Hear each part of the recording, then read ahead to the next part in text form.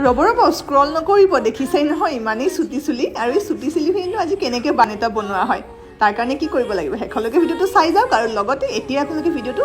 নিজৰ ফ্ৰেণ্ডৰ লগত আপোনালোকে শ্বেয়াৰ কৰি লওক আৰু ছেভ কৰি ল'ব দেখিছেই নহয় চুলিখিনি ইমানেই চুটি আৰু তাৰ কাৰণে প্ৰথমতে বেনি বনাই লোৱা হৈছে এইটো নৰ্মেল বেনি বনোৱা হৈছে আপোনালোকে হয়তো সকলোৱে জানে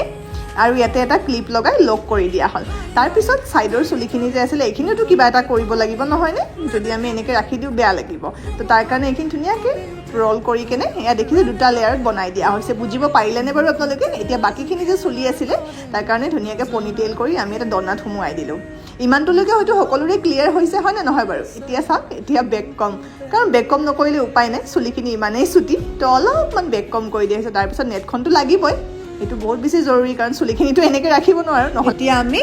যিখন নেট লগোৱা তাতে ৰাবাৰ এডাল থাকে ছাইডত তো সেইটোৰে আকৌ এটা ৰাউণ্ড কৰি ইউপিন লগাই দিয়া হ'ল তাৰপিছত আমি চুলিখিনিত কিন্তু খুব ধুনীয়া ফুল লগাইছোঁ আৰু কি ফুল লগাইছোঁ শেষলৈকে চাই যাওক তাৰ কাৰণে